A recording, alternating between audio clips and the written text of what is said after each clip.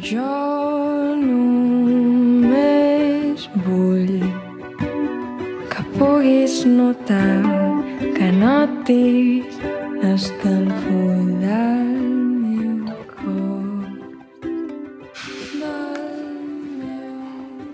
Hola, nois i noies, com esteu? Espero que estigueu molt bé. Jo estic contenta, la veritat, estic contenta perquè comença amb una de les etapes que més m'agrada a mi a la història, que és la tornada al col·le, De fet, aquest agost he tingut vídeo aquí al canal de YouTube de la llibreria Ona, però jo me n'he anat de vacances. Jo m'he fet unes vacances que per mi ara les recordo i llueixen any sabàtic. O sigui, jo per mi me n'he anat 6 mesos de vacances.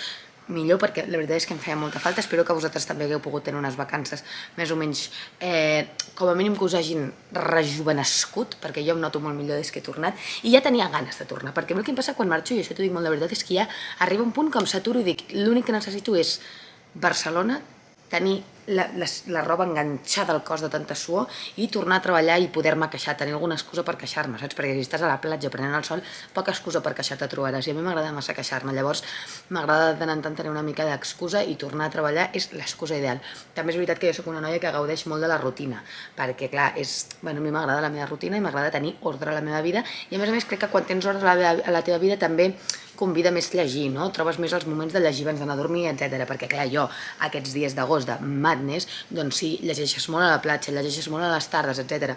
Però la meva rutina, que no em pot agradar més de llegir abans d'anar a dormir, òbviament ha desaparegut, com pots comprendre, perquè jo el que he estat fent aquests dies abans d'anar a dormir, doncs el trapella he estat fent gresca, que és el que toca perquè és estiu, saps? Però jo ara ja tinc ganes d'una mica de llençol net, sensació de recent dutxadeta, llegir les meves pàgines del meu llibre, i suposo que vosaltres també ja comenceu a tenir una mica ganes d'això, la veritat. A més, aquesta temporada, o sigui, és que el setembre és, jo crec, dels millors mesos també perquè és d'aquells mesos que l'estació notes que va canviant.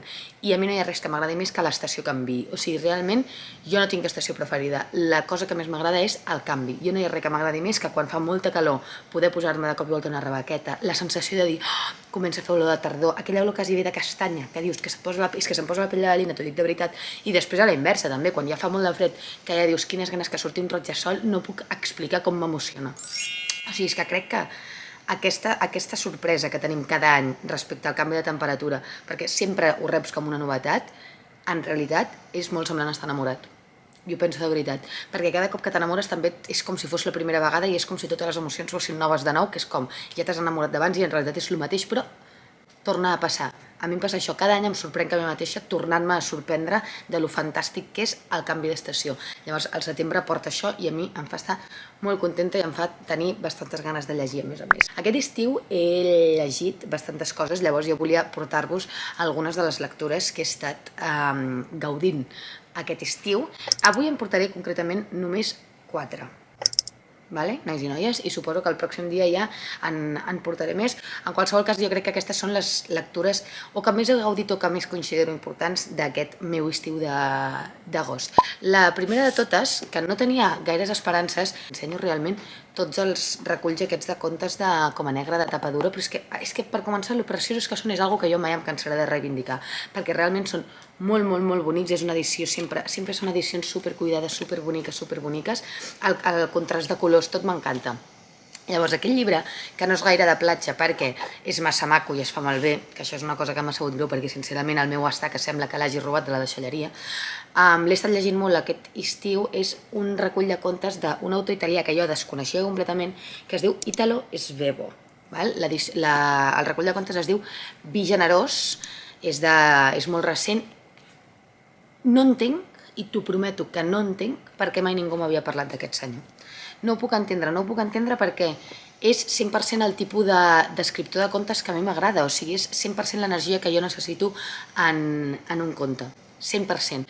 La cosa aquesta, té com un punt d'ironia que a mi m'ha encantat i que m'ha atrapat moltíssim, però també parla una mica d'amor, parla una mica sobretot com també de desamor, etc. Et prometo que no entenc perquè ningú me l'havia recomanat abans, és una cosa que no estic podent entendre encara ara.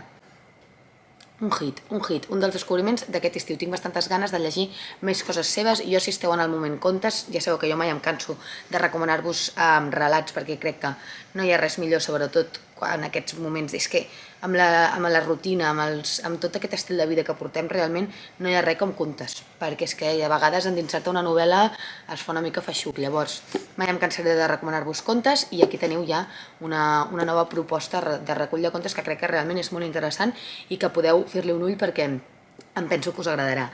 Després, seguint també amb les petites dosis de literatura, toca recomanar Un petit plaer. Ja feia molt que no parlàvem d'Un petit plaer. Aquest concretament va sortir a l'estiu del 2021, per tant vaig una mica tard. Ja me'l vaig començar, he de confessar, però és allò que el vaig com deixar a mitges, no em va acabar com d'atrapar. Això fa un any. Però aquest estiu l'he recuperat, francament t'ho diré. És tan finet que és que realment convida a endur-te'l quan te'n vas amb avió, etc. És ideal i llavors me l'he endut, però després també perquè és que aquell estiu sufocant. Jo veig aquest títol a la meva prestatgeria, soc a Barcelona un agost a 30 milions de graus i dic, m'he de llegir aquest llibre immediatament. D'un senyor que tampoc coneixia, que es diu Eduard von Keyserlingk, que és un senyor de Curlàndia. Tu imagina't, a mi això em queda tot llunyíssim, però tot i que em queda llunyíssim, m'he llegit el llibre, que són 100 paginetes, com sempre que parlem de petits plaers, i t'ho prometo que m'ha encantat. És veritat que és una energia molt estiuenca, per tant, crec que si us el voleu llegir, teniu ara com a molt un mes i mig per atrapar-ho ja i poder-lo llegir en condicions, però realment m'ha agradat moltíssim, una història d'amor amb una mica de plot twist. A dintre, bàsicament, és un nen, un noi, que suspèn els seus exàmens i aleshores el seu pare, amb qui té una relació molt distant, bàsicament per una qüestió d'època, perquè el pare treballa i la relació el nen la manté amb la mare i amb la resta de família, doncs de cop i volta es veu obligat a estar amb el seu pare perquè el seu pare el castiga i se l'endú en comptes a la platja on sempre passen les vacances amb la seva família, en una casa a bàsicament estudiar. I allà està també amb unes amigues seves, etc. Aquí comença com una mica la trama, no us vull explicar més perquè és que realment us faré un spoiler si no i no m'agradaria fer-ho. En qualsevol cas està ple de girs dramàtics que et mantenen enganxat i que fan que te l'acabis en una sola tarda. Per tant, us el recomano moltíssim, de veritat. I després una lectura que ha estat una mica més feixuga, però que també crec que està bé i que l'he de poder recomanar, és En aquest costat del paradís, de Scott Fitzgerald.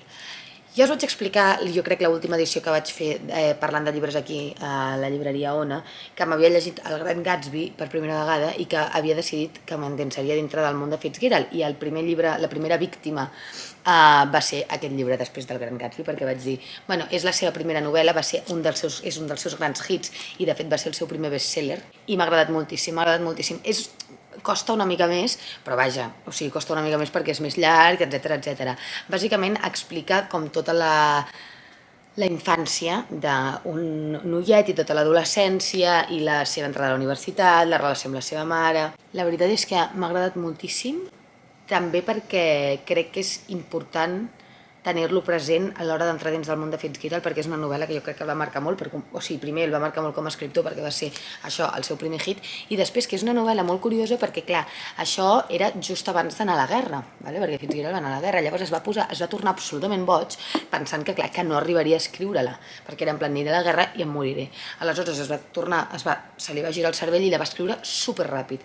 Jo, com que soc mig analfabeta, pràcticament no he notat no he notat en l'escriptura que l'escrivís a tota hòstia, però és veritat que és també com una anècdota que li dona, jo crec, importància com a escriptor, perquè escriure una novel·la a tota hòstia i tot i així que adquirir una novel·la tan bona com aquesta i que a més esdevingui després un referent a la cultura americana, explica molt bé l'Amèrica del moment, jo crec, i això és molt interessant.